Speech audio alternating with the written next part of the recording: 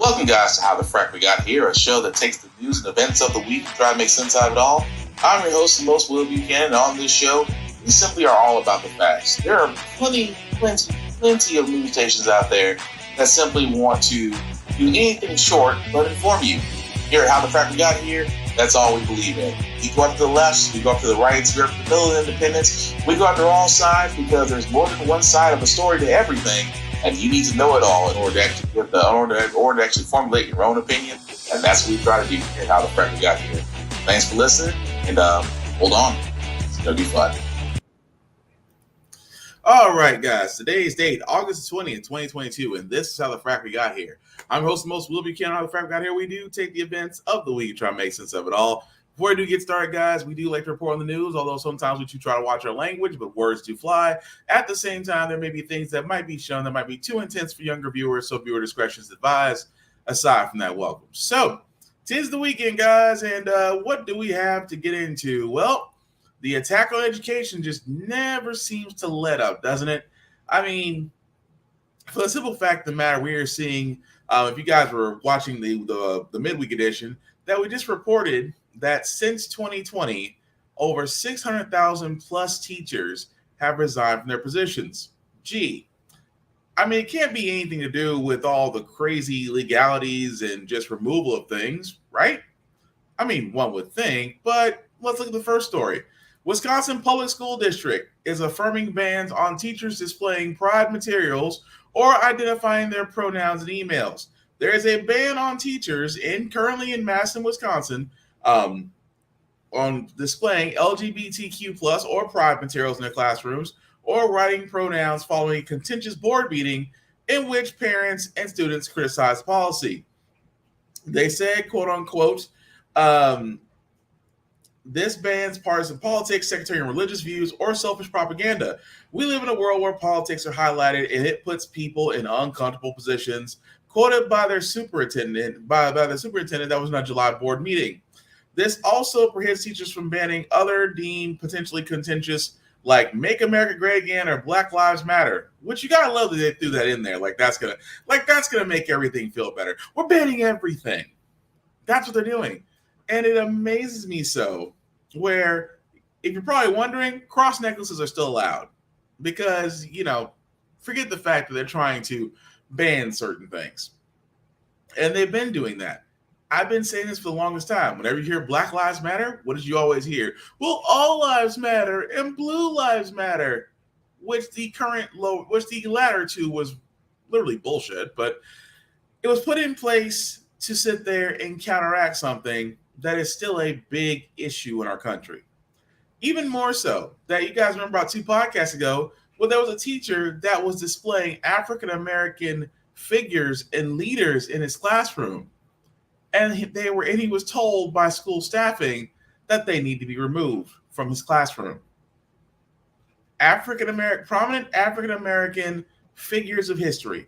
Your Malcolm X, Martin Luther King, your Mary McLeod Bethune, your Booker T. Washingtons, your Frederick Douglass. We can keep going down the line. Your W.E.B. Du Bois. I can keep going.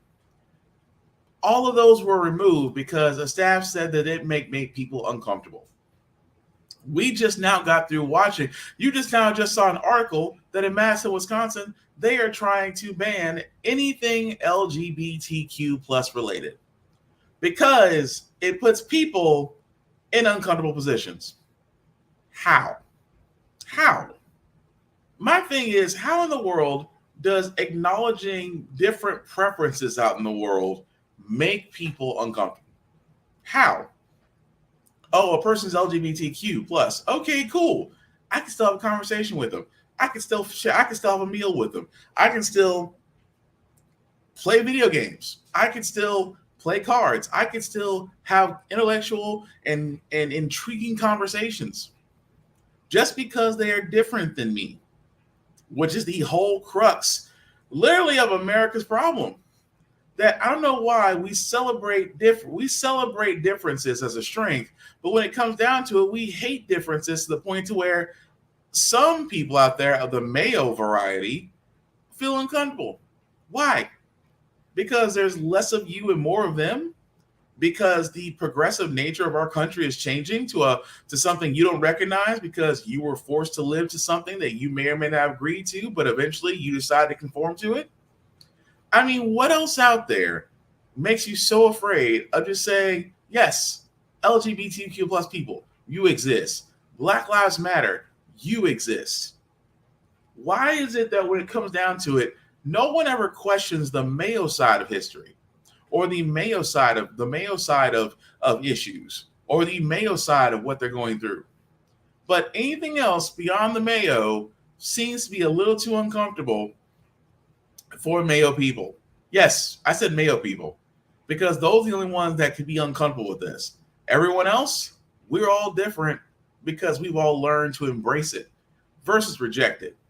And in the words of one of my favorite one of my favorite movies, Cool Runnings, people always don't like or people hate what's different.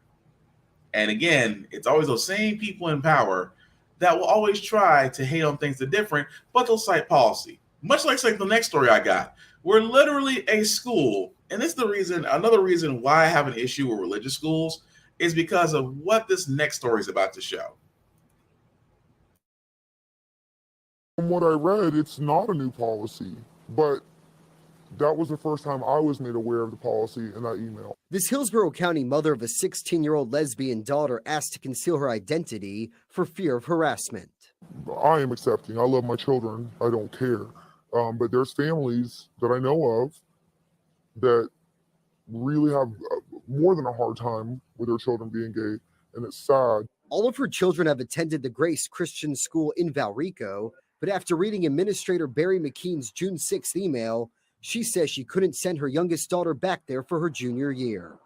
I actually respect their opinion, but my daughter's well-being, right, and mental health is more important. According to the email obtained by NBC News, the school will only refer to students by their sex assigned at birth. It also states any form of homosexuality or transgender identity is, quote, sinful in the sight of God and the church.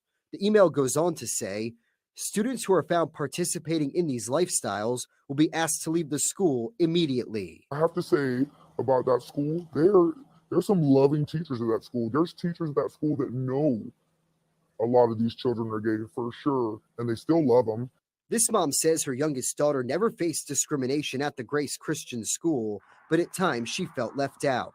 Before enrolling her at another private school, she asked the owner, "I just want to know if it's Christian based," and he said, "Yes, it is." And I said, "Well, I'm going to tell you up front, my daughter is gay, and I don't know, would that be a problem?" He said, "No, God loves everybody." Angel and Yes, God loves everybody, but man has an issue with gay people. I cannot stress this enough. And again, this is my own bias. This is my bias as well, because I still say that religious schools, for all their talk of indoctrination, they're all their talk that we're teaching our kids not to think they're being molded and guided by unsavory characters. In my mind, this is a little bit of my rant. It's always been the Christian schools, I swear up and down, have indoctrinated more, have damaged more students than anybody else. Because amazingly so, in that story, that simply a school has sat there and said, oh, by the way, if you're LGBTQ plus, you're not wanted here. I mean, we love you, but our religion dictates that you're living a sinful life and therefore we can't have you around us. Do you understand how stupid that sounds? It's stupid because if you look at the nature of things, isn't everything all supposed to be about love and acceptance and understanding and, loving people that normally most people would pass on? That's always find it interesting about these schools. Love one another as long as you're not LGBTQ plus. We gotta have a line somewhere. It's even more so that you're pretty much telling a child. I mean, yes, it was a high schooler, but still, what is the message that we're teaching our children? What is the message that we're teaching our children that how can we sit there and say above all else to accept everyone, but we draw a line because someone whose preferences, pronouns, and overall identity is different than us? I still want to know. How is that different? Because in my mind, I'm going to be sitting there and I'm going to be going, what's the point? What's the point of having a school say you're going to accept everybody? Just say you accept everybody by the religion, which is the exact reason why I have an issue with religious schools. Because when it comes down to it, religion will always be before education. That's why I used to cringe. And actually, I still cringe. I still cringe whenever I see these Christian schools or academies, anything that's always related. Not always have to be Christian. It could be a Catholic school or any other type of religious institution that's running a school. It has always made me cringe because in that world, it's not education first. It's education as an elective, but religion is an imperative. That has always, always, always bothered me. Because what are you saying? In this case, you're pretty much telling a child they can't join your school because they don't fit your Christian lifestyle. I'm sorry. That's utter bullshit. It is. And it's a reason why schools like that should not receive federal funding. They shouldn't. If you're gonna sit there and use your religion and talk politics or things from the pulpit, then you got to pay the price of admission just like everybody else. But I feel terrible that young woman is literally deciding to make her choice in life, but her choice can't be accepted by others because, well, they follow a book that's been remixed so many times that P. Diddy should have a credit on it. Just saying. But you know what also is crazy? The fact that not only is the fact that this is being introduced in actual private schools and academies. You guys remember this whole thing? Remember the some of y'all still remember the Pledge of Allegiance, you know, I pledge allegiance to this flag for the United States of America, to the republic which it stands, one nation under God, which, by the way, one nation under God wasn't added until the 60s, by the way. But here's the crazy part about that, because a lot of people still believe that we are founded on not only that we are founded under God or founded under Christian nation. Both things are incorrect. Both things, I mean, even in God we trust, money wasn't added until the late 70s. In God we trust was not on currency until the late 70s. In God we trust, as far as the Pledge of Allegiance, wasn't added to the mid 60s. So no, we weren't founded by a Christian. We weren't founded under God by a Christian nation. We were actually founded by Christian slaves, hustlers, thieves, and killers. But I guess that wouldn't fit well when you're having a whole bunch of children say that. The reason why I point this out, by the way, is because public schools are now receiving In God We Trust poster donations in Texas, of all places. The Hold My Beer competition continues as Texas decides to throw its hat in the ring, where Texas school districts, the same districts that outlawed abortion, the same districts that outlawed CRT, the same districts that have outlawed certain books that can't be put in school libraries, the same districts that have sat there and said what teachers can and cannot teach in public schools. Yes, that state has turned around and received donated posters and framed copies of the In God We Trust motto, saying that they will now be required to be displayed in accordance with a new state law, which quote unquote says that the public elementary or secondary school or institution of higher education must display a durable poster or framed copy of the motto in a conspicuous place. And each building, if the poster or frame copy is donated for display at the school of institution or purchased from private donations and made available to the school or institution. You know what you're pretty much saying right there, folks? In Texas, we want In God We Trust posted everywhere. And yet, these are the same folks that are crying about indoctrination happening. We're seeing indoctrination happen right there. Again, we were not founded on a Christian nation. We were not founded under God. It just sounds nice because enough of the religious people out there have got enough pull, have got enough people, have got enough money to make this happen, especially in heavily conservative states. Because in conservative states, religion and football kind of trade places depending on what month it is. But both of them always kept the 1 and 2 spots. But it makes no sense. Why do we need In God We Trust when, again, I've said before, our education is in the toilet. Our education hasn't changed since the 60s, 70s. We need a massive overhaul in education. Teachers need everything. This is why I keep saying the entire time. If we had funded our education the same way we fund the Pentagon, I think we would have smarter people and less wars. That's just me. because the whole thing of giving the Pentagon a blank check has helped nothing except those who profiteer from wars. But if we keep cutting education, we're probably going to, at this point, not have much of an educational system, if not one is already lacking. But again, they're worried about making sure that in God we trust is in every school in Texas. Goes to show you. And Texas ain't the only one.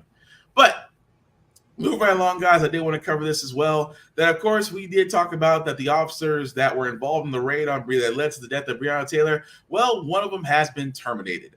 This individual right here, Sergeant Kyle Meany, as you're seeing posted right there, has just as of now been terminated yesterday by Louisville Police Department. Chief Erica Shields released the following statement, quote unquote, "I made the decision to terminate Sergeant Kyle Meany after careful consideration and not with ease. I fully respect the judicial process and realize Sergeant Murray has yet to be heard before a jury of his peers. That being said, he is facing multiple federal charges after a lengthy investigation by the DOJ." I'm not mad about this. I still think that, again, the fact that the DOJ has to jump in and literally do the job of the Louisville Police Department, have to come in and do the job of the DA, Daniel Cameron, who, by the way, still swears he did the right thing. Not the fact that he already played a part of the raccoon community because he's played to Mitch McConnell, not because of the fact that the Louisville PD actually covered up the entire raid from Jump Street. Because, again, if 3 officers who are now indicted, one has already pled guilty, one has actually been fired. At the same time, if these 3 officers are found of falsifying information to get a warrant, a no-knock warrant, which again led to the death of Breonna Taylor through no fault of her own, then the Louisville Police Department should also be held at bay. The DA should also, Mr. Cameron himself, should also be held responsible, because everybody participating in this cover-up that took the Department of Justice to go back and say, wait a second, something's not right. But again, we will follow that story as it goes along. But as I said before, guys, going back to school, however, it is amazing to me that folks still do not realize the impact of what happens in our educational system. Well, hear it from teachers. If you can't believe me, believe teachers. Back to school, strong new evidence of the political divide at colleges. In our new NBC News Generation Lab survey, almost half say they would most likely not choose a roommate who supported the opposing presidential candidate from the one they backed in 2020. Even more said they probably would not go on a date with someone who voted differently. And the economy is weighing heavily on them. Almost 90% are concerned about the price of gasoline, rent, and food. Which brings us to a top challenge in schools themselves, finding enough teachers, especially amid growing cultural fights. Antonia Hilton returns to Southlake, Texas, where school began this week. For 7 years, Adam Burns loved his job as a middle school technology teacher in Southlake's Carroll school system. Hey, cutie pie. But after members of a conservative political action committee won the majority of seats on the school board, and Texas passed laws restricting how teachers could address racism in the classroom, Adam and his wife, Brandy, who's Black, thought of their 11-year-old son. Did you feel like you could be true to yourself and stay in this job? No, not at all. Adam quit in July, but says Carroll schools haven't found his replacement, and his contract requires him to stay until they do. My message to other teachers would be to be true to yourself. For the district, I would just say it's time to start listening to the people that you employ. Given exhaustion and stress from the COVID pandemic, one survey finds as many as 55% of America's educators are considering leaving the profession.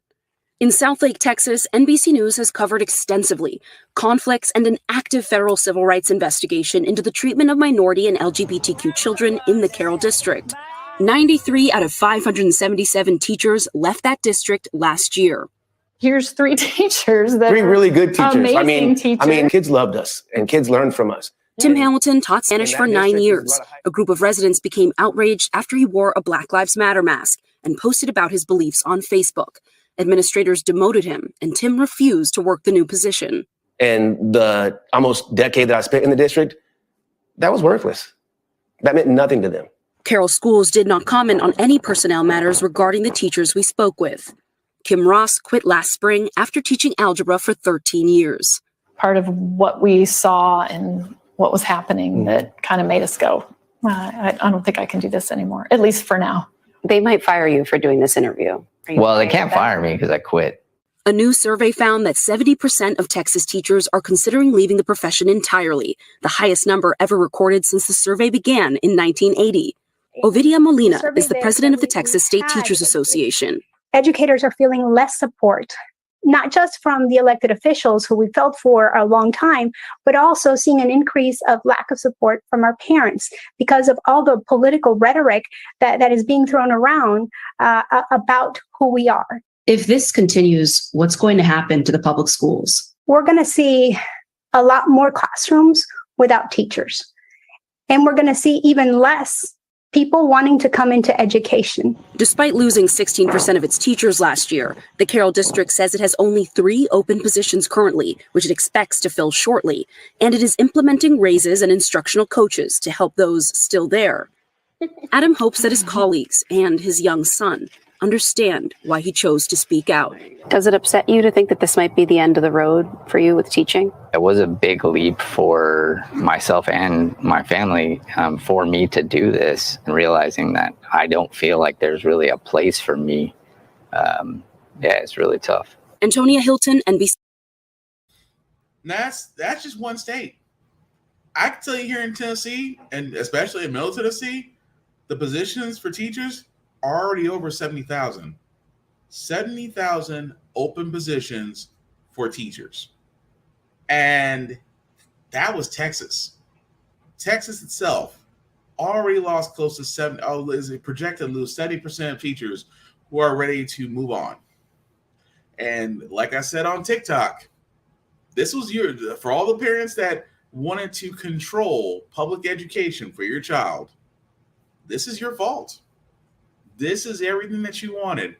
You wanted to sit there and tell someone else who went to school for their profession, who got experience teaching as a teaching assistant or substitute teacher, or however they did get their experience, who developed curriculums, who work with students beyond the bell, actually.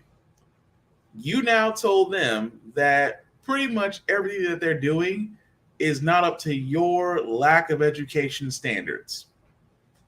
So now, with all these teacher openings out here, and for all these parents that swear up and down that they can do the job better, well, outside of homeschooling, apply. Because teachers have been saying this for the longest time. They are overworked, they are overutilized, they are underpaid, classrooms have been crowded, extracurricular educational programs have been cut, because in some places, some schools don't have a music program, some schools don't have metal or wood or auto shop, some areas do not have a 4-H program, some areas do not have mathletes or roll scholar programs to actually help students go beyond the pale, beyond the normal passive education. Why? Those were all considered extracurricular programs. But sports is still a thing. Sports still allowed in schools, because that's where the money comes in. At the same time, it just blows my mind that teachers have been saying this for decades, and the only thing any parent heard, like in the last 5 months, was CRT, books that their children were reading, and what they're being taught. You ignored a teacher's cries for help, but you saw everything else that was wrong, and you decided that needs to change.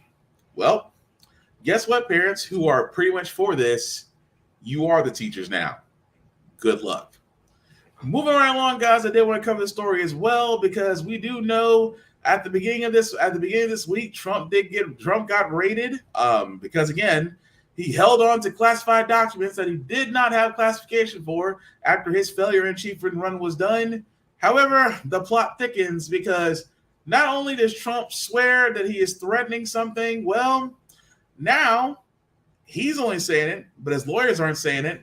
They want the actual affidavit, the actual legal document that was used to search Mar-a-Lago. Well, they're wanting it unsealed. But here's what we have so far.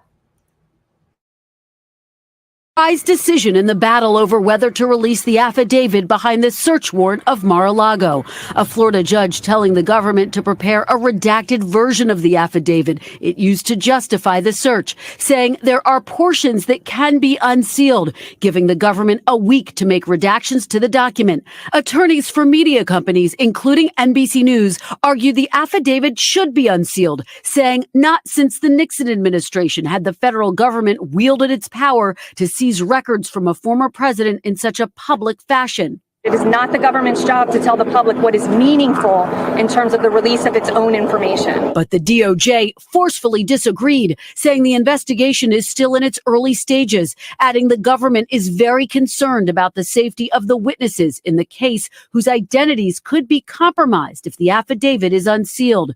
NBC's Mark Caputo was there. What was it like to actually be inside the courtroom today? You didn't know it was a former president. You would have thought it was a mob boss, because what they're talking about is obstruction of justice. They're talking about how witnesses are threatened and how obstruction of justice could occur if more information is released.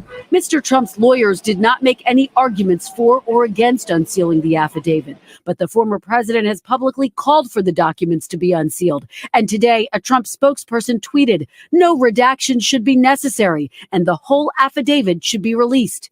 As for the documents that were taken from Mar-a-Lago, two law enforcement officials tell NBC News more than a week after the search, agents are still sifting through the large haul of 27 boxes containing 11 sets of classified information. For his part today, Mr. Trump released a link to a memo he sent in 2021 where he purportedly declassified some material. But legal experts say that's irrelevant to the potential crimes prosecutors are investigating.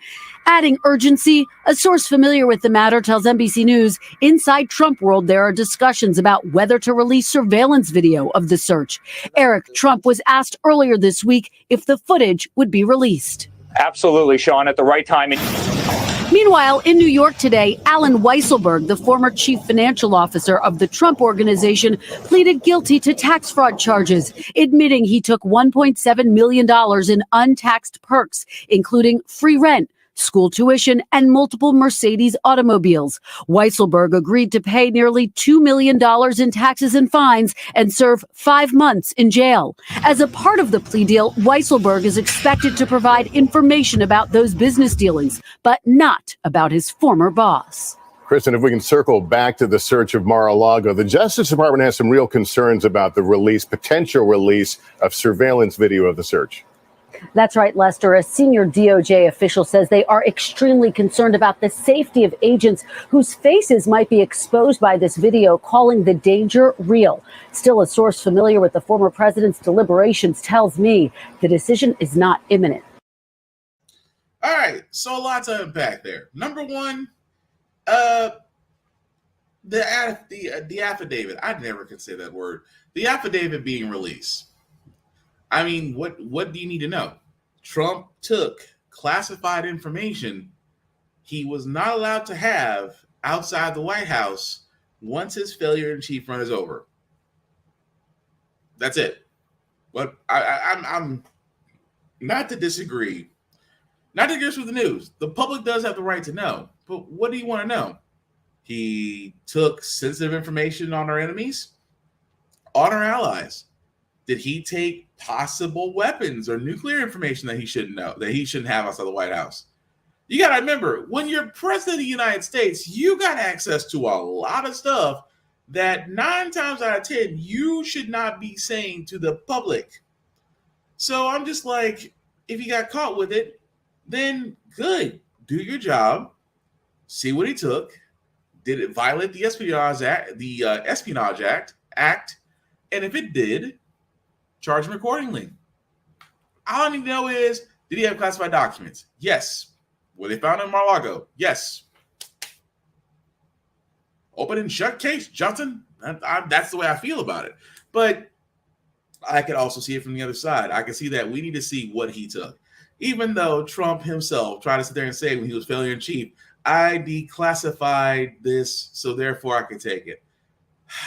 You would think the whole time Trump was in office, somebody on constitutional law would have told him what he can and cannot do as president. Just because the president turns around and sits there and says, I declassify this, does not make it declassified. There's a whole process on making a top secret document declassified. Because you don't think about declassified documents, 9 times out of 10 they're redacted. I mean, the black lines that you see through, that's redacted. That lets you know that there was sensitive information that you cannot see because you may not have the clearance for, or it's going to be released to the public. That's a declassified document. Saying that I hereby declassify it, no, it doesn't work that way. And again, the whole thing about the surveillance footage. What is he going to show? The FBI raided your home. They did every procedure right. Merrick Garland gave the approval. They did notify the governor of Florida because they have to, and Secret Service was notified before the FBI showed up and coordinated with them. What possibly could you show on that footage that we're not going to see? That you want to show FBI agents? Because that's Trump's MO. Trump's MO, aside from just being a bully, he literally points out people. And just like the journalist said, what other reason could it be for him releasing that footage? Because that footage may show FBI agents' faces.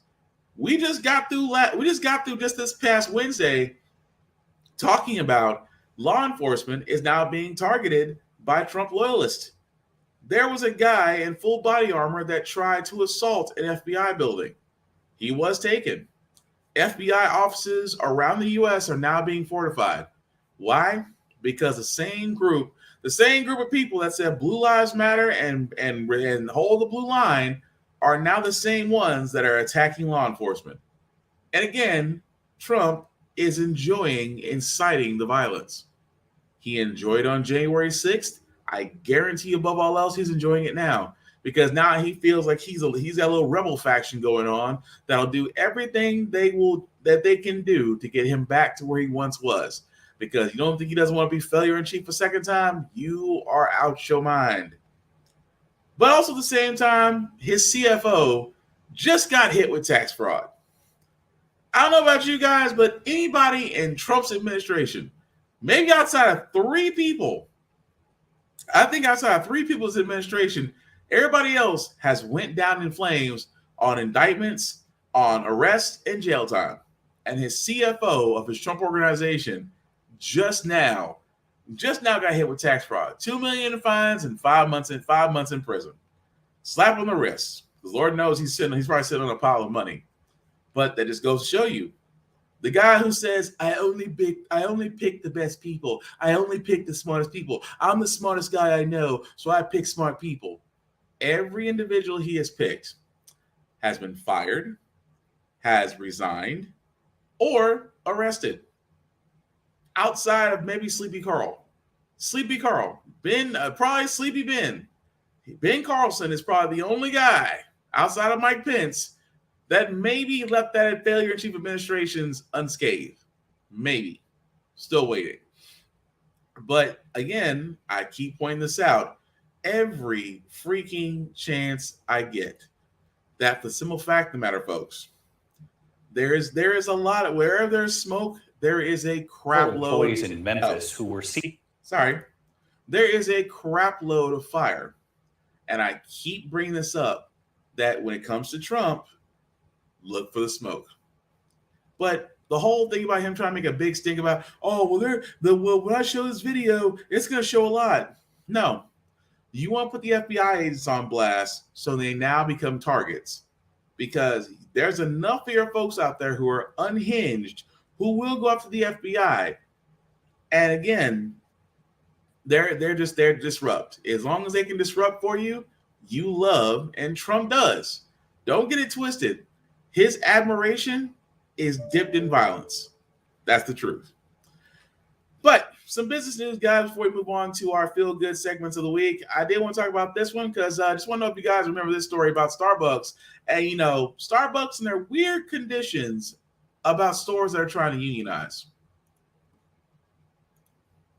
Starbucks tonight firing several employees in Memphis who were seeking to unionize their store. The location, one of dozens nationwide where workers have filed to unionize since December. Reps for Starbucks tonight accusing the Memphis employees of violating policies with fireable offenses, like allowing unauthorized personnel behind the store bar. The union seeking to organize, accusing the company tonight of retaliation. Yeah, remember that story where they were trying to unionize, and just like every corporation, they can't quote unquote retaliate. So they hire public firms. They bring in their executives to play watchdogs, to check their cameras, to see what these employees are doing. They're trying to find something on them. So therefore, once they go ahead and do it, they can sit there and say, you know what? You're fired. Not because you're trying to start a union. It's because of the simple fact of the matter, guys, that you are basically a thorn in our side because Starbucks does not want a union. Corporations as a whole do not want unions. Well, the reason why I played that video, because as of a little bit earlier today, those very same people that were fired, those 7 employees in Memphis, well, they actually got reinstated. It was actually determined by the U.S. District Judge that agreed with the National Labor Relations Board that asked the court to intervene, said Starbucks violated labor law by interfering in workers' right to organize. So again, they actually are going to get their jobs back. It requires Starbucks to offer to reinstate the employees within 5 days. They'll also be required to post a court order in the Memphis store. Of course, Starbucks said, we disagree and we'll appeal. But it's always, to me, it's always been so weird. It has been so weird because it is amazing to me how many times people keep saying, oh, well, you don't need unions. Corporations say it all the time. Rich CEOs say it all the time. You don't need unions because we give you all this. Amazon is the biggest perpetrator of it. Why do you need a union? We pay you the most in your state. We give you benefits on the day one. We give you PTO. We give you reimbursements. Why do you need to unionize? We give you everything that you want.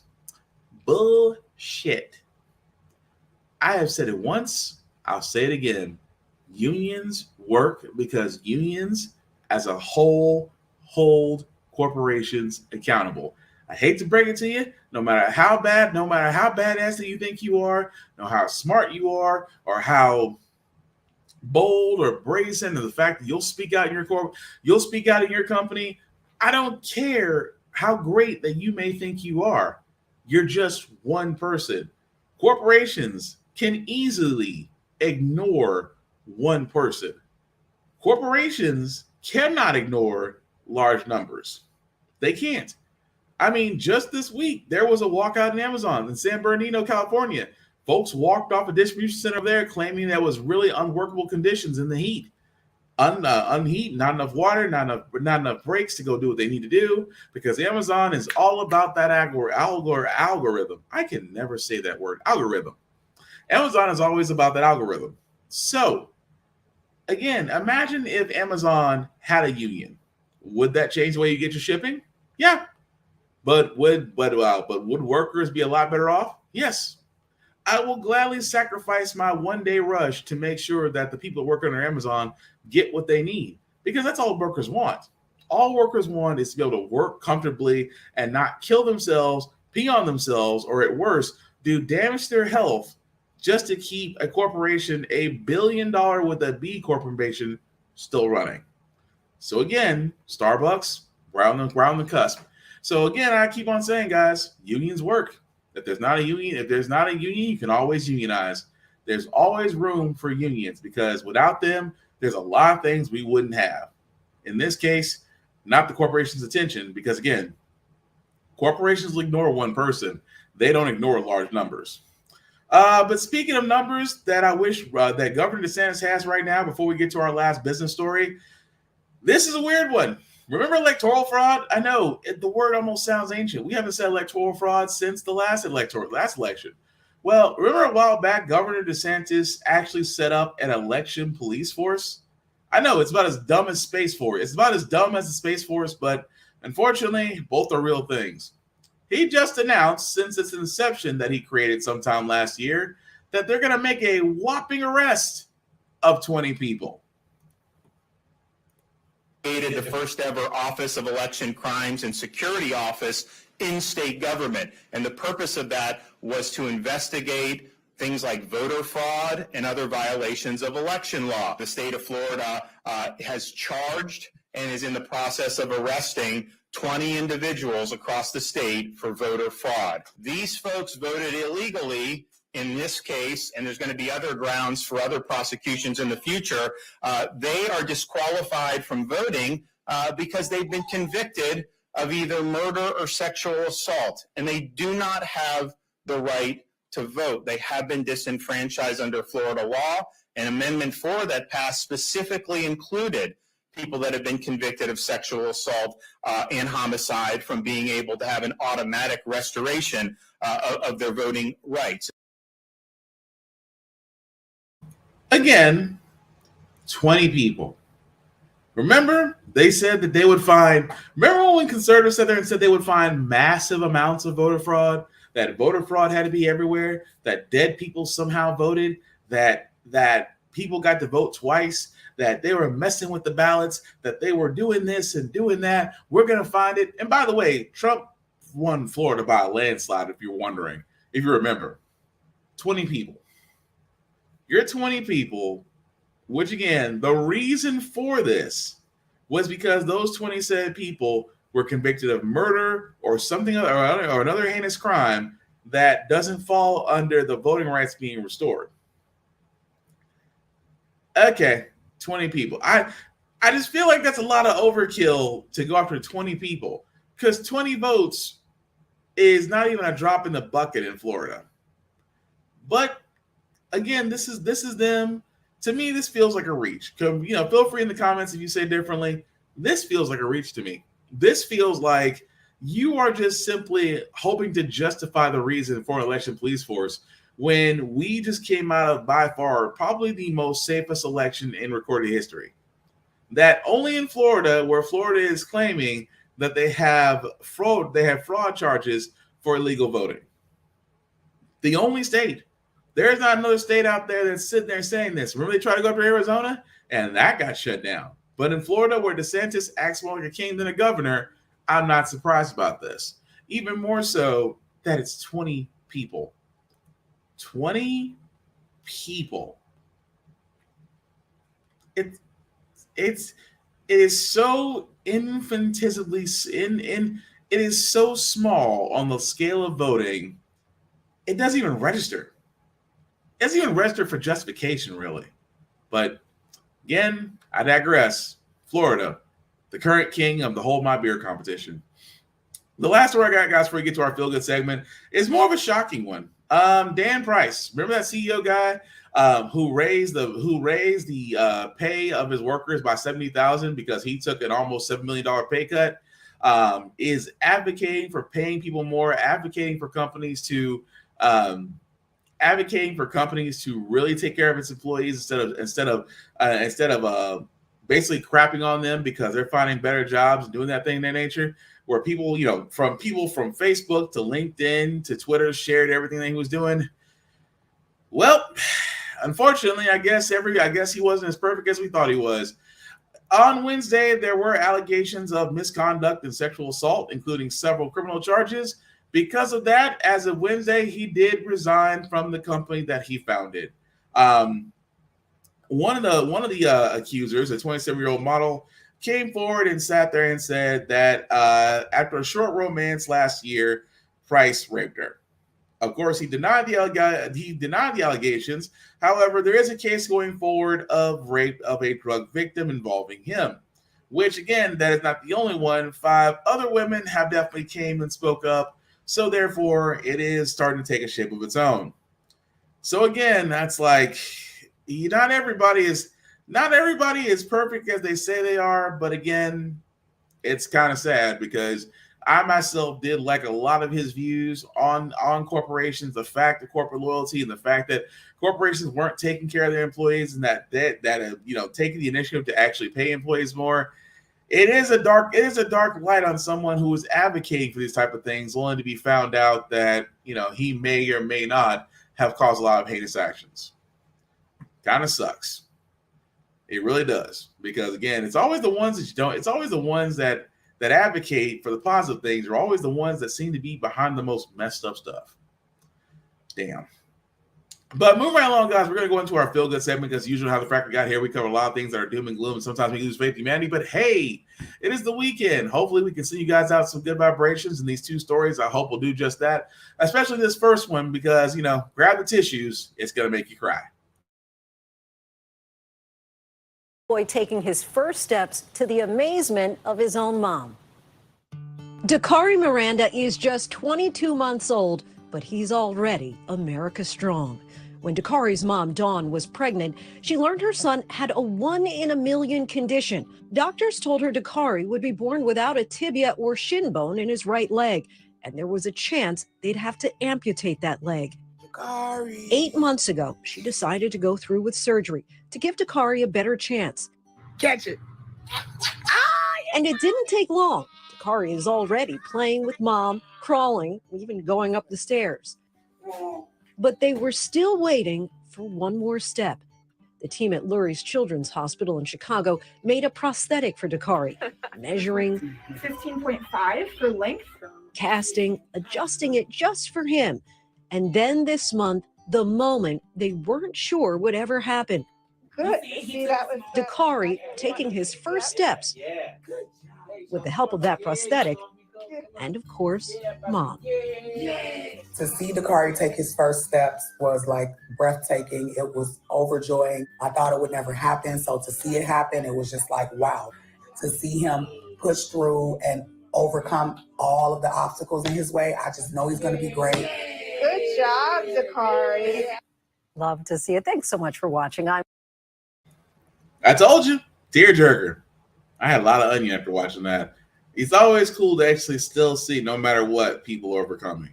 And the next story I got, guys, again, it's just that I don't think stories like this get played enough. But definitely these young men need to be honored for what they did to actually help a stranded motorist. Check it out. To a daring rescue in Georgia, a group of high school football players rushing to save a woman who was trapped inside her car after a serious crash. Will Reed with more on that for us. Good morning, Will. Good morning, Robin. To succeed in football, you need teamwork, a not insignificant amount of courage, and you have to move fast. All of those football principles applying to a scary real-life scenario in Rome, Georgia, where dramatic footage shows those football players springing into action. I knew I had to help her some way. I knew my friends don't feel the same way as me. Overnight, the high school football players from Georgia who jumped into action to save a woman from a car crash, speaking out to GMA. Once I seen the car was smoking, I was thinking as if the car was going to blow up. All I seen was a big old boom. I looked up and I said they got in a wreck. So we just all hopped out. I just knew it was going to be a bad accident. Captured on school surveillance cameras, a woman's vehicle on a collision course after spinning into oncoming traffic to avoid a truck. The sound, it was very, very loud. The car was crushed. There was glass everywhere. The boys racing to respond. The crash right across the street from their school as they were on their way in. She just repeated saying, help me, help me. Math teacher Luis Goya was right there too and dialed 911, describing how bad it was and letting them know about the heroic teens who stepped in. In panic mode, she was desperate. You can see in the eyes because, the whole accident and the smoke coming out in front of her, of the hood. But then you see these angels. The boys say they did what they had to do and just hope the woman in the crash will be all right. Reportedly, the woman in the crash was taken to the hospital with cuts and scrapes, but authorities believe she will be okay, thanks in large part to those football heroes, guys. And I just want to get that deserves right there. See, it doesn't, those things like that really don't get shown a lot. And that to me was one of those things that need to be shown, that it was selfless, just to make sure the other person was okay and they hopped in. Those boys definitely need to be honored. But that's going to do it for this podcast, guys. So before I get out of here, I do want to say thank you for everybody that watched, that liked, that let people know this was on. I certainly appreciate that. Before I do get out of here, guys, definitely some shameless plugging, as I usually do. Shout out to my buddy Vaughn, Big VZA Dot, where you can find him. Maybe Vaughn Westwood on Facebook, Big VZA Dot on all socials. He's definitely back to making beats, so definitely check him out. See about beats that you like. He usually puts beats up for free. And if there's a beat that you want to buy from him, definitely let him know. He'll be more than happy because he is definitely back in rare form. And I always say, I always love to see people in their element and their talents. And that man is definitely in his bag. So definitely check him out. Of course, with me, guys, on all socials, you can find me, Black Fox 447. I usually post a lot of things about movies, television, games I review, and also gym stuff because I do a couple push-ups. At the same time, guys, I'm all about positivity, pushing people forward, and just really hoping for people to really change the way, especially decency. I'm not asking to be good Samaritans. I'm just saying we could be a lot kinder to each other. Every one of us is going through a battle that nobody knows about, but if you just check on people that you know about, that you care about, let them know how you do it, how you make sure they're okay, you can do a lot more than just, be that moment where they can be caring, could possibly save a life. And also, it takes zero energy to be nice. It takes everything in you to be a dick. So don't be a dick. Simple as that. Of course, you see the links at the bottom. Let me make that just a little bit bigger. If you copy and paste that into your browser, we'll take you to my link tree that has the YouTube and Facebook groups for all my podcasts. How the Frack got here, get bit, of course, y'all from this podcast. Definitely check them out. Like, share, and subscribe, guys, as we're just trying to make these shows bigger. And like I said, it's things I like to enjoy. And also, all the stuff that we discussed here, if you have difference of opinions, if you think that there's nothing wrong with that, I want you to let me know. I want to keep that conversation going. My whole mission here is to get people involved, to get them informed and move them forward. If I'm doing that, then my purpose is fulfilled. But the last thing I'll say about how the Frack got here, it's all about staying informed. We are not trying to reinvent the wheel. We are simply giving you all the information allow you to make up your own mind for yourself, but we provide a logical perspective that goes along with it. We do a lot better in society once we're informed. We're progressive. We move forward. We try to right the wrongs of our past by making decisions now that we should have done back then, like, again, electing our first Black woman to the Supreme Court, electing our first Black woman to the Federal Board of Governors, electing our first Black 4-star general in the U.S. Army. When we don't learn from history, we are doomed to repeat it. That's why we keep asking ourselves, why does everything go up by your paycheck? Why are we electing different politicians but still the same old game in Congress? And most importantly, how the Frack we got here. Thank you all for watching, guys. Please take